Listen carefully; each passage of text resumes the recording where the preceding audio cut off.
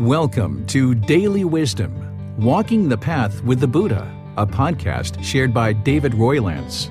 This podcast is dedicated to guiding you to completely eliminate the discontent mind and the suffering it causes by attaining enlightenment.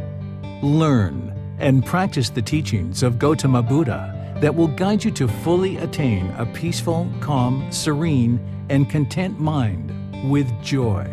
To support this podcast, visit patreon.com/support Buddha or visit buddhadailywisdom.com, where you will discover a full range of courses, retreats, and online learning resources to assist you on the path to enlightenment. Now, here's our teacher to share more.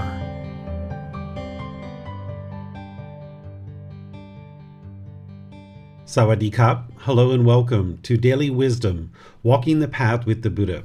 Today is our group learning program, and we come together on Wednesdays in order to encourage, support, and motivate each other in our meditation practice. On Sundays, I go through a chapter in this book, Developing a Life Practice, the Path That Leads to Enlightenment. Each Sunday, I'm going chapter by chapter and guiding students in developing a nice foundation for their path to enlightenment, understanding the teachings of the Buddha and how to actually get to enlightenment. And this program is going to be restarting on the 13th of August from the very beginning. It's a 7-month program where each Sunday I'm walking you through this book. And then on Wednesdays, we're encouraging, supporting, and motivating each other by coming together in our meditation practice. And this is also an opportunity for you to not only meditate, but at the end of our meditation, I open up to any and all questions that you might have related to your practice of the teachings of the Buddha. That can be related to meditation or any other challenges or struggles that you're having, anything that you need clarity on in terms of the teachings. Because remember, this is an independent journey. You're walking the path to enlightenment as an independent journey, reaching out to a teacher for guidance. And the teacher is going to provide you books, videos, podcasts, audiobooks, classes, courses, retreats, personal guidance, all these things and others in order to help you, but it's up to you to actually do the work to walk towards enlightenment. So I'd like to welcome all of you, whether you're joining for the first time or you're joining regularly. If you're joining live or you're listening to this on the replay, I'd like to welcome all of you and invite you to join for loving kindness meditation. The way that we start our loving kindness meditation is we start with a brief chant to kind of ease the mind into meditation. There's nothing mystical or magical that's happening with this chant. It's not a prayer or worship or any kind of rites or rituals. It really just helps to ease the mind into meditation so you get more benefit out of the meditation itself. Then I'll provide some brief guidance on breathing mindfulness meditation. And we'll be doing that for about 5 minutes or so, where you'll be able to do breathing mindfulness meditation to prepare the mind for loving kindness meditation. Then I'll be coming in with affirmations and guidance on loving kindness meditation, where on the out breath, you'll be repeating an affirmation in the mind, such as, may I be peaceful, may I be safe, may I be well, may I be free of all discontentedness and the suffering it causes. You're going to do these one by one on the out breath. We're going to do them very gradually. And what this is doing is transforming the mind away from anger, hatred, and ill will, and those lesser versions like frustration, irritation, annoyance, and things like that. And then after our loving kindness meditation, we'll be coming back to breathing mindfulness meditation for a short period of time before we come out with some chanting. So in this meditation, I'm going to be using some general affirmations that are helpful when I'm leading a group of students. But what you would like to do is you would like to customize this meditation based on your specific needs. Individuals that you do have anger and hatred and ill will for. Individuals where you do get frustrated or irritated or agitated or annoyed. This meditation is transforming your mind so that now when you're around those individuals, you can be more loving and kind. You're not doing this meditation in order to change other people. You can't change other people through your meditation. If that was the case, there would be no such things as murders, rapes, or prisons, or things like this, because a bunch of people would get together and meditate and change other people through their meditation. What this meditation is for is to change your mind, to transform your mind away from that poison or that unwholesome root of anger, hatred, and ill will. So again, I would like to invite you to join for this meditation. We typically do this in the seated, lying, or standing positions. There is a walking position, but we tend to do that with breathing mindfulness meditation, not loving kindness meditation. So if you'd like to take a position either seated on the floor or in a chair, or if you'd like to lie on the floor, or if you're in a bed or something like that, or if you'd like to stand, these are all options that you can use because you would like the body to be comfortable. Not luxurious and not painful, but comfortable. That's the middle way. That anytime you experience any pain, you should change the body position so that you can get into a comfortable position. If you're on the floor, that might mean you have some cushions under your rear with your legs crossed. If you're in a chair, you might just be sitting with your feet flat on the floor or crossed at the ankles. This isn't about everybody doing it exactly the same way. It's about finding what's comfortable for you. So if you can find what's comfortable for you, either in the seated, lying, or standing position, that's what's best, because the ultimate goal is to train the mind. And if the body is experiencing pain, it would be very difficult to train the mind because all the mind is experiencing is pain, pain, pain, pain, pain. So find a body position that is comfortable, not luxurious and not painful. Then, if you'd like to close the eyes and just start breathing in through the nose and out through the nose, you can sit here with the breath, or you're welcome to join in with the chanting. And then after the chanting, I'll come back with some guidance to take you further into meditation. Arahang Samma Sambuddho Bhagava Bhutang Bhagavanang Abhivateyami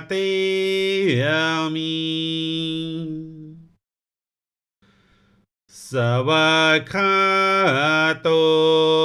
Bhagavata Tammo Dhammang Namasami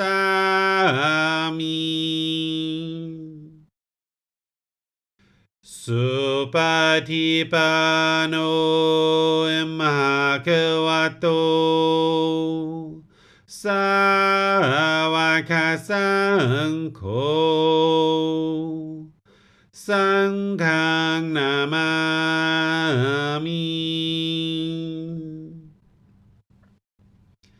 Namo Tassa Bhagavato Arahato Samma Sambuddhassa Namo Tassa Bhagavato Arahato Samma Sambuddhassa Namo Tassa Bhagavato Arahato Samma Sambuddhassa Iti piso Bhagava Arahang Samma Sambuddho Vichacharanang Sammuno Sakato Rokavito Anutero Purisa Dhamma Sati Satatawa Manusanang Bhoto Bhagavati.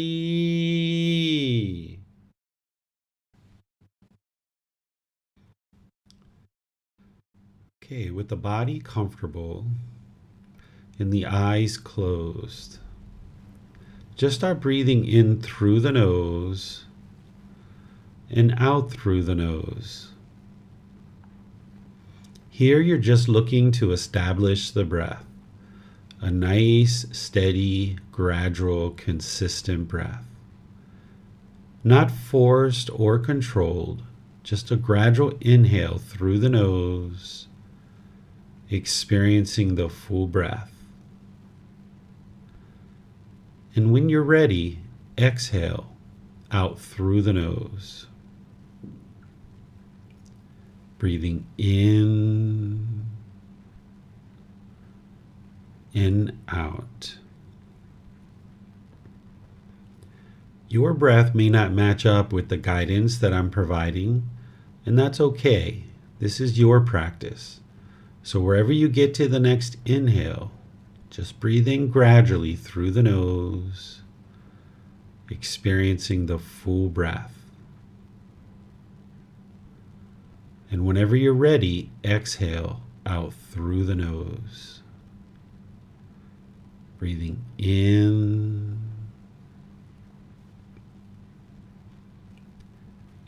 out. Once the breath is well established, start fixating the mind on the breath, either the sound of the breath coming into the nose or the sensation of air moving over the skin into the nose. The breath is the present moment. Fixate the mind on the breath, the present moment. With the mind fixated on the breath, whenever you notice that it moves off the breath, cut that off, let it go, and come back to the breath, the present moment. No need to observe the thought, label it, judge it, analyze it, or even try to figure out where it's coming from. Just wherever you notice that the mind is moved off the breath, cut that off, let it go, and come back to the breath, the present moment. Breathing in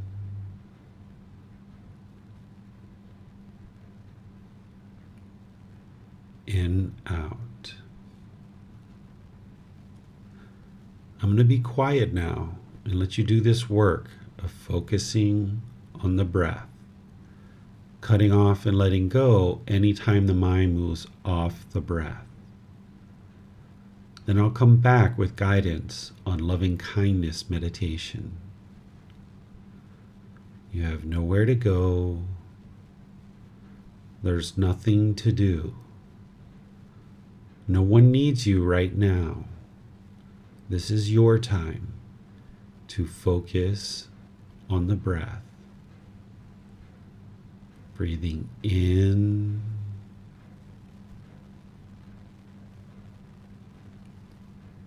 and out.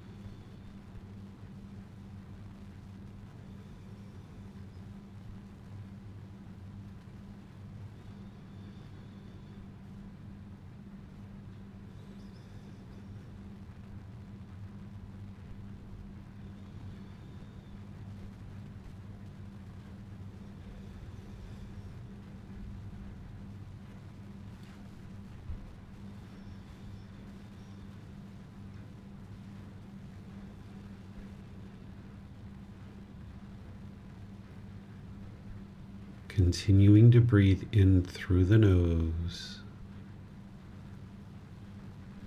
and out through the nose. Repeat these affirmations on your next out breath.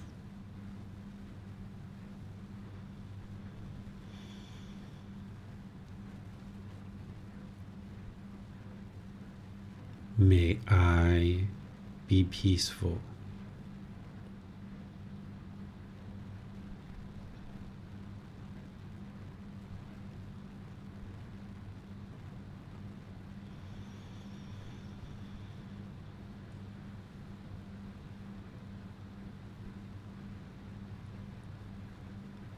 May I be safe.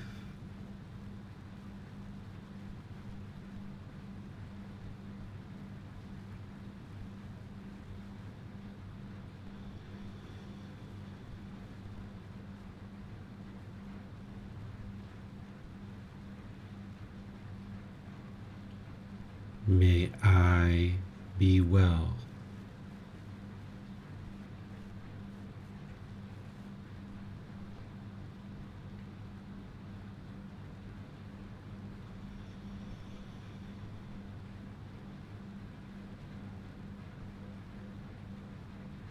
May I be free of all discontentedness in the suffering it causes.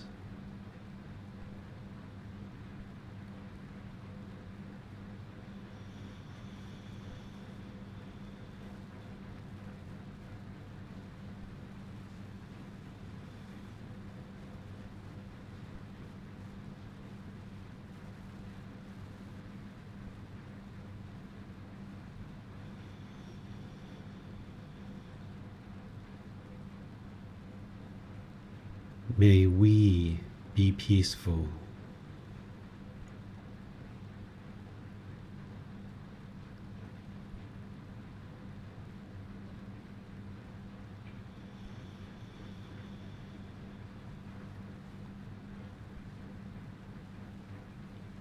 May we be safe.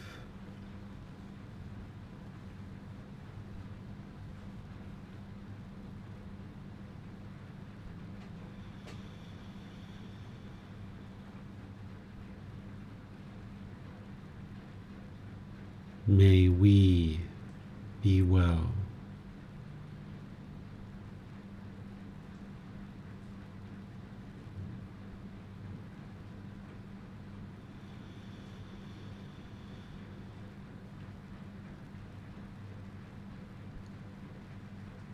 May we be free of all discontentedness in the suffering it causes.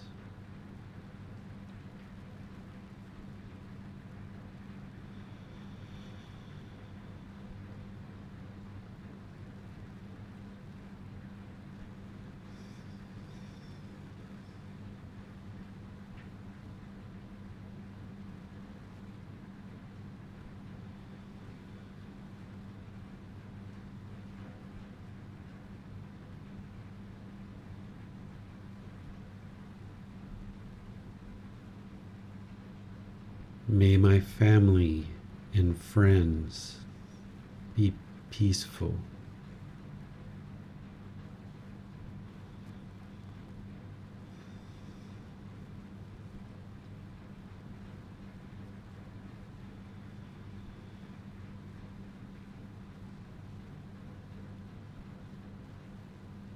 May they be safe.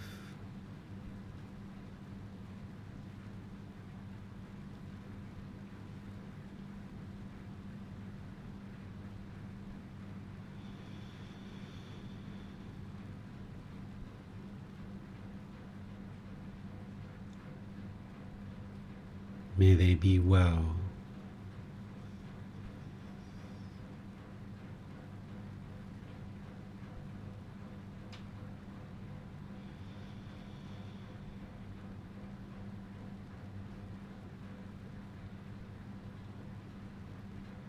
May they be free of all discontentedness in the suffering it causes.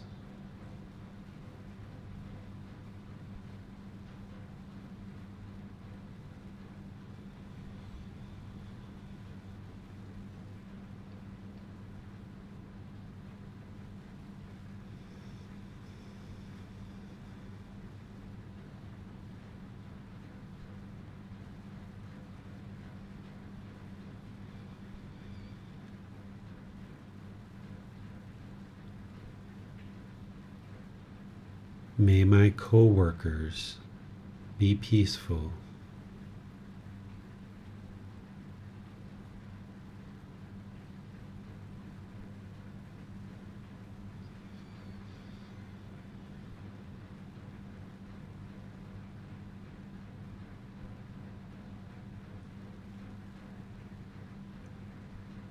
May they be safe.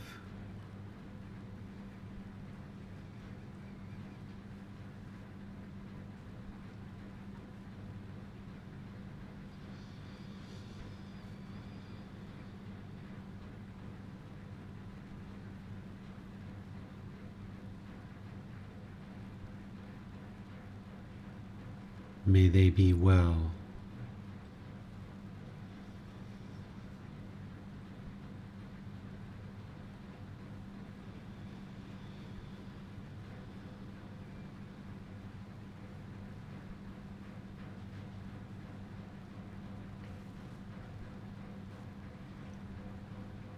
May they be free of all discontentedness and the suffering it causes.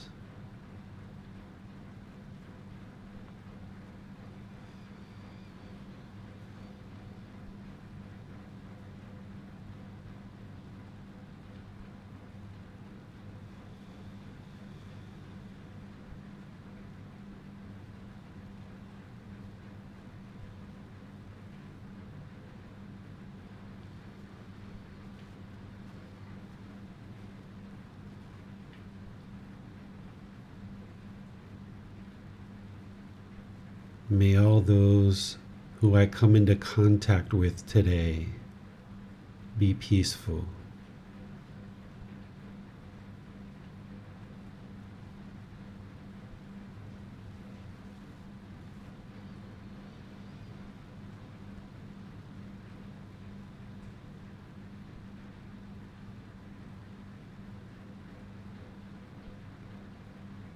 May they be safe.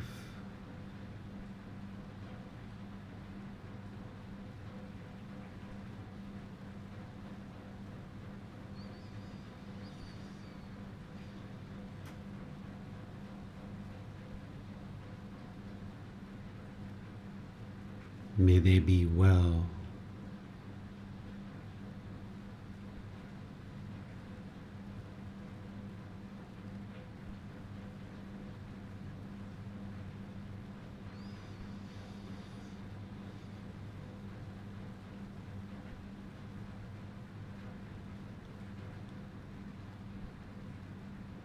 May they be free of all discontentedness and the suffering it causes.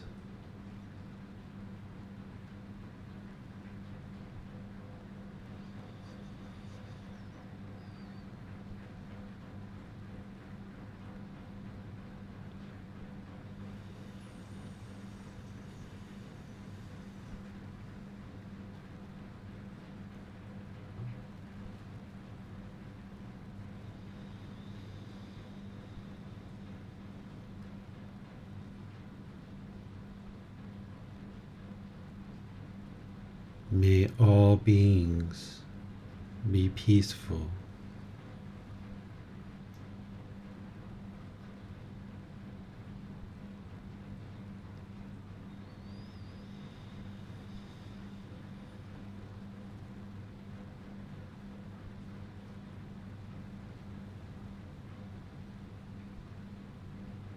May all beings be safe.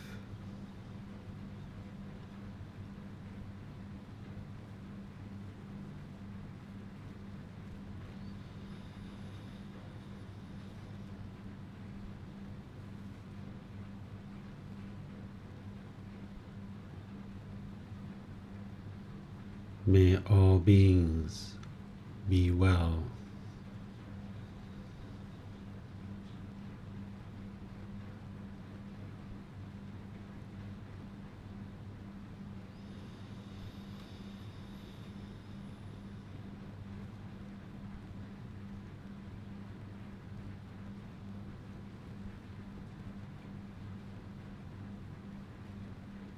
May all beings be free of discontentedness in the suffering it causes.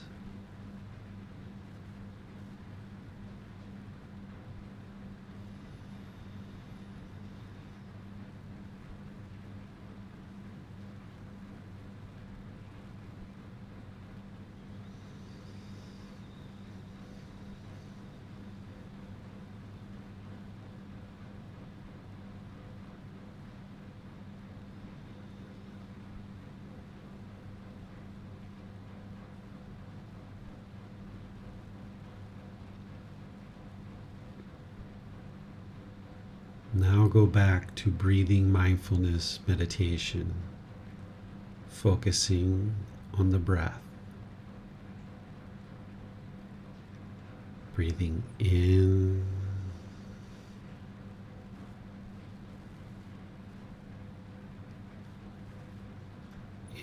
out.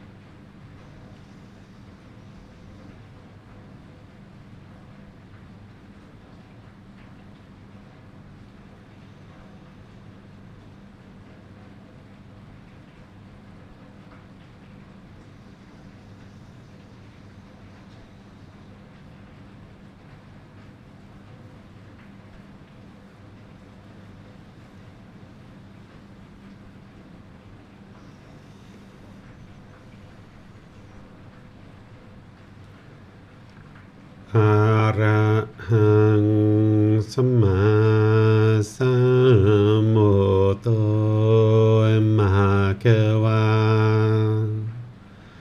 พุทธังมหาเกวันนังอภิวาเทมิสวากขาโตมหาเกวตาธัมโมธัมมังนามัสสามิสุปฏิปันโนมหาเกวโตสา วกสังโฆสังฆังนามามิ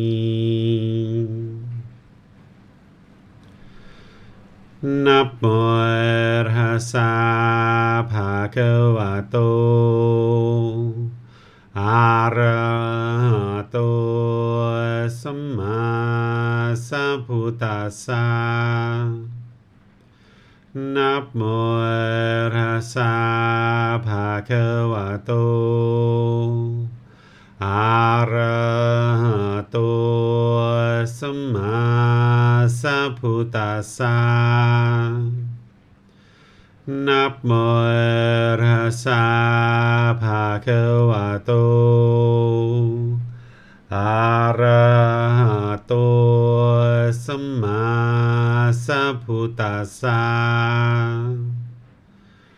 อิติปิโสมะคะวะอะระหังสัมมาสัมพุทโธ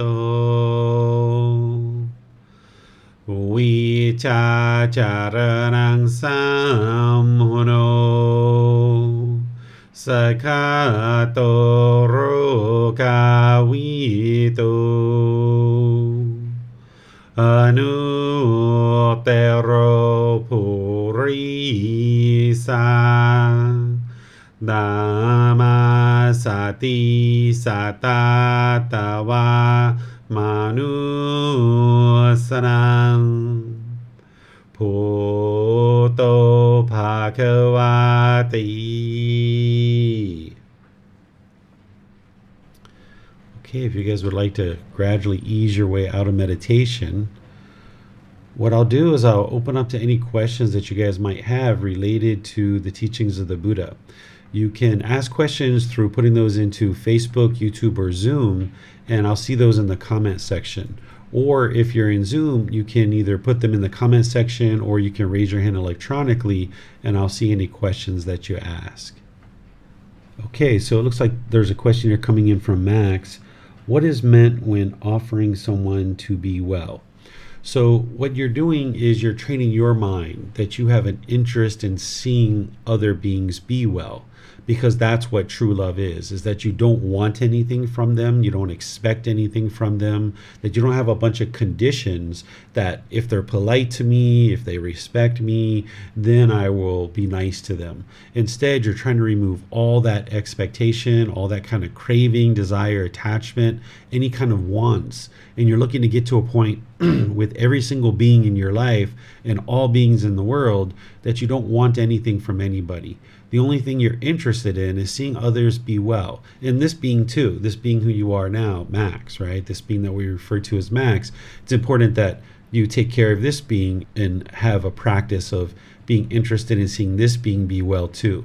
So when you're interested in someone being well, then what you're doing is you're practicing true love, where you don't want anything, you're only interested in seeing this being be well.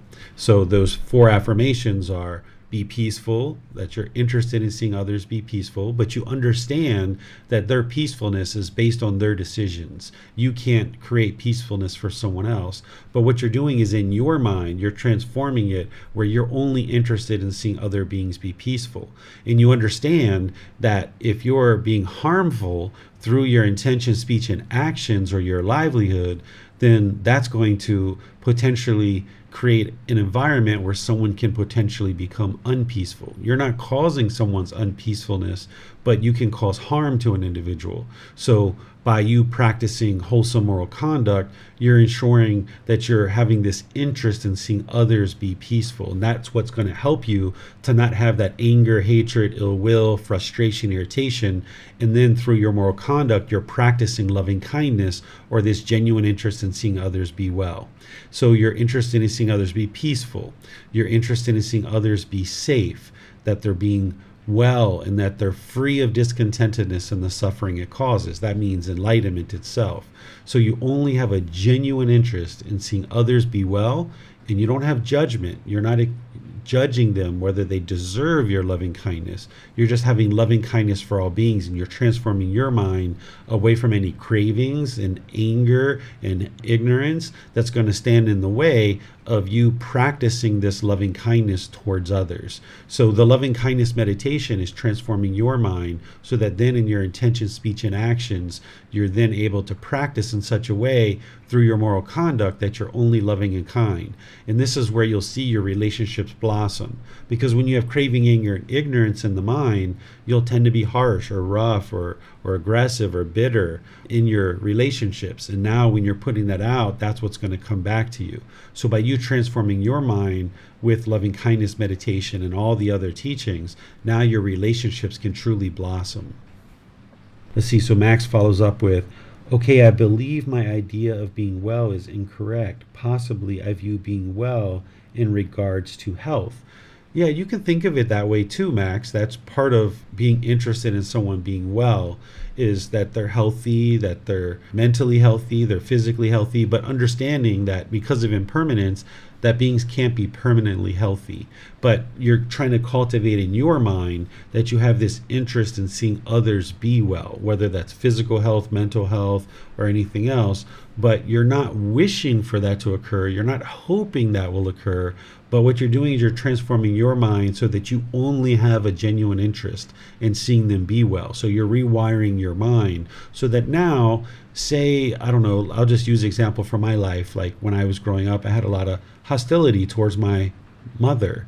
And then when I started doing this meditation, and prior to that, I was very angry, I was very hateful, I was very resentful towards her. But then doing this meditation, I transformed my mind where instead of being angry, hateful, and resentful, and even wishing harm on her perhaps, I started training my mind to be interested in seeing her be peaceful and be safe and be well and be free of discontentedness. So now in the past where I'd be aggressive, hostile, and bitter to her through my intention, speech, and actions, now when I started transforming my mind, when I was around my mom, I was able to be kind and loving and caring and peaceful myself and non-judgmental myself. And now when she was being bitter and harsh with me, I realized that that was coming from her mind. And then I just chose not to be bitter and harsh back. And then we ultimately got to a point where I was always being loving and kind. And then over a period of years, she was able to then extinguish all of her anger and hatred towards me. And then she was loving and kind with me. And then we just had a very fulfilling relationship where neither one of us were bitter and harsh with each other. But if I didn't change my mind first, we wouldn't have gotten to that, right? Because oftentimes what we do in the unenlightened state is we sit back and we wait and we say, okay, I'm not going to respect you until you respect me, right? Or that's like a log jam. Like I'm only going to respect those people who respect me. And those people who disrespect me, I'm going to disrespect them. Well, if you do that, then that means you're putting out disrespect and it's going to just keep coming back to you.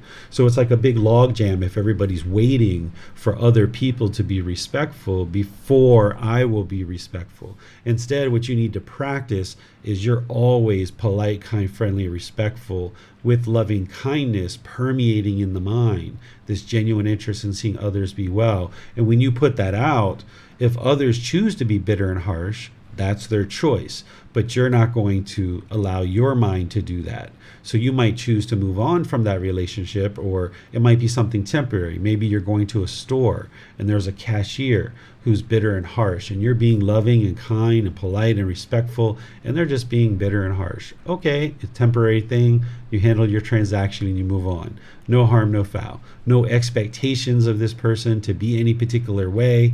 They're struggling with whatever they're struggling with, but don't allow their struggles to become your struggles. So you maintain your brightness, your radiance, your love, your kindness, your politeness, and your respect no matter what's going on around you.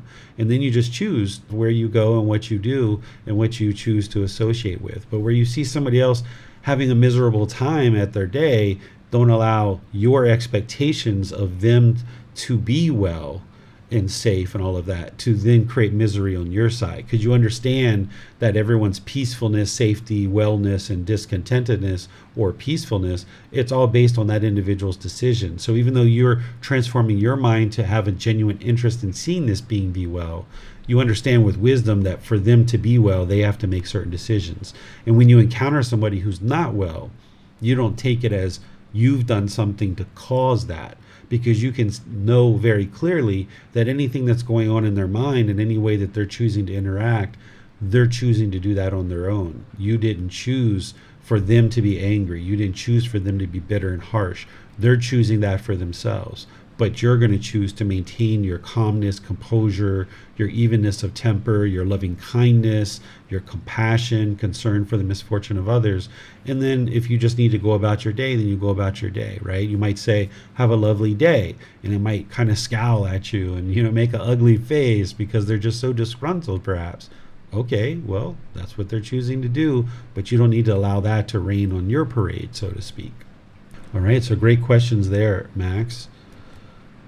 Let's see if we have any other places. I'm not seeing any other questions anywhere else. So, yes, you're welcome, Max. Pleased to help you. So I will just end the class here by inviting you guys to come to our future classes, which this Sunday in the group learning program, we're going to be in chapter 24 of this book, Developing a Life Practice, The Path That Leads to Enlightenment. This is where we're going to be discussing the misunderstandings of Gautama Buddha's teachings. Because now over a 6.5 month period, I've been teaching in the group learning program what it takes to get to enlightenment and what the path to enlightenment is. And when you go out in other places or you read other books or you even go to different temples, they may not necessarily be sharing teachings based on the original words of the Buddha. And because of that, you're going to see all kinds of misunderstandings in the world about the teachings of the Buddha. And if you take what I taught you and you go into some of these other venues or you pick up these other books, you might be very confused of why they're sharing what they're sharing and I shared what I shared. Well, what I'm sharing is based on the original words of the Buddha, but not everybody is doing that. So you can oftentimes see misunderstandings. So one of the ways to help you learn the path to enlightenment is to explain to you what is the path to enlightenment. And that's what I've been doing for 6.5 months in the group learning program. But now another way to be able to see the path very clearly is to share with you the misunderstandings. So when you encounter those, you understand what they are, and then you can maintain your clarity and your wisdom about the path to enlightenment. And then next Wednesday, we're going to be doing breathing mindfulness meditation together as a group. So you're welcome to come for the breathing mindfulness meditation. And then, of course, each Saturday, we're doing the Pali Canon and English study group. We're starting volume 6 now. So you're welcome to join into the Pali Canon and English study group at any point. So thank you all for joining. Max, thank you for your questions. We'll see you guys in one of these future classes. Have a very lovely and wonderful rest of your day. Sawadee krap. Thank you for listening to this podcast. To provide support for this podcast, visit patreon.com/support Buddha. To access more teachings, visit buddhadailywisdom.com. There, you will discover a full range of courses, retreats, and online resources to assist you on the path to enlightenment. Remember to establish a daily, consistent meditation practice, along with learning and practicing these teachings. A well-developed meditation practice is the foundation in which to train the mind to attain enlightenment.